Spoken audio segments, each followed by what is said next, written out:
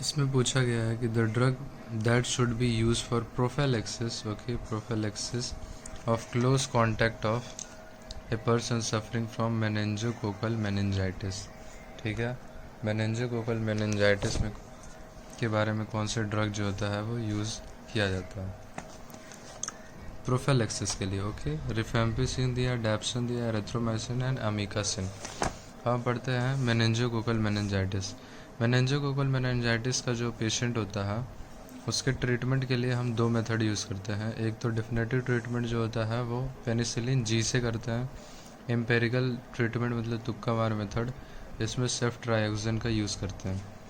लेकिन अगर प्रोफाइलैक्सिस के लिए यूज़ करते हैं, इसमें प्रोफाइलैक्सिस के लिए नहीं है, डिफिनेटिव ट्रीटमेंट के लिए पेनिसिलिन जी, एम्पेरिकल के लिए ceftriaxone. But in case of chemo prophylaxis we use 3 types of drug, that is rifampicin, ciprofloxacin and ceftriaxone. अब इसमें इम्पॉर्टेंट पॉइंट है कि रिफेम्पिसिन जो होता है वो ड्रग ऑफ चॉइस होता है। ठीक है, was drug of choice, not is a drug of choice. फिर उसके बाद सिप्रोफ्लॉक्सासिन जो होता है वो प्रेगनेंसी और चाइल्ड में क्या होता है, कॉन्ट्राइंडिकेटेड होता है। कॉन्ट्राइंडिकेटेड होता है, it is less effective than ceftriaxone. Mass chemoprophylaxis होता है तो उसमें यूज़ किया जाता है। ठीक है, और सेफ्ट्राइक्सिन जो होता है ये मोस्ट इफेक्टिव होता है, प्रेगनेंसी चाइल्ड में दिया जा सकता है, इंजेक्शन इसका दिया जाता है, इसलिए ये ज़्यादा चॉइस में नहीं होता, इसलिए ड्रग ऑफ चॉइस नहीं है। ठीक है, रिफेम्पिसिन जो है ना इसमें रेजिस्टेंस का चांसेस जो है वो ज़्यादा होता है, तो यहाँ पे रेजिस्टेंस का चांस ज़्यादा होता है, रेजिस्टेंस का चांस ज़्यादा होता है, तो इसलिए ये ड्रग ऑफ चॉइस नहीं है। फिर सेफ्ट्राइक्सिन के बारे में मैंने बताया, इस सेफ्ट्राइक्सिन को इंजेक्शन के फॉर्म में देते हैं तो इसलिए ज़्यादा यूज़ नहीं करते। तो अगर हम बात करें ड्रग ऑफ चॉइस की for the meningococcal, drug of choice for the prophylaxis of meningococcal meningitis, तब उसमें हम यूज़ करेंगे, पहले सिप्रोफ्लॉक्सासिन होगा, फिर उसके बाद रिफेम्पिसिन आता है, फिर उसके बाद सेफ्ट्राइक्सिन आता है। ओके, तो हमारा आंसर हो जाएगा इसमें। अब इसमें हमारा तो सेफ्ट्राइक्सिन और सिप्रोफ्लॉक्सासिन ये तो दिया ही नहीं है, तो ऑप्शन वेरी क्लियरली रिफेम्पिसिन हो जाएगा। Okay, A patient need an antibiotic therapy treatment for the artificial wall culture positive infective enterococcal endocarditis. His medical history includes a severe anaphylactic reaction to the penicillin G. यानी penicillin G की वजह के लिए बहुत ज़्यादा sensitive है patient. ठीक है, एलर्जी, उसको hyper sensitivity during the year, the best approach.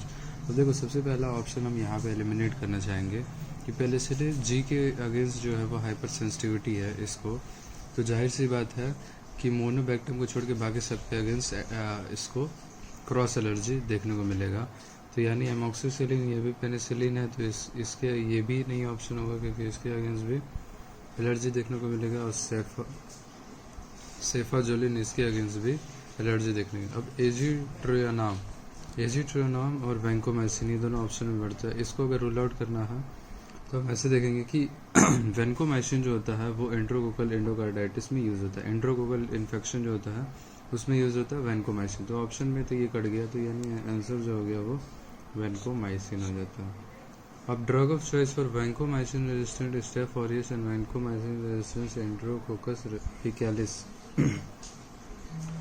उसके लिए चॉइस नहीं, ड्रग यूज़ किया जाता है linezolid and daptomycin, linezolid and daptomycin. तो ये हो गया question. Okay, all of the following drug are bactericidal accept.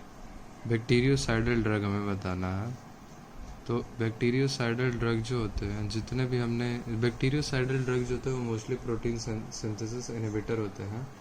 Protein synthesis inhibitor में टेट्रासाइक्लिन और टीजेसाइक्लिन ये दोनों प्रेजेंट हैं, तो ये बैक्टीरियोस्टैटिक होते हैं, बैक्टीरियोस्टैटिक होते हैं।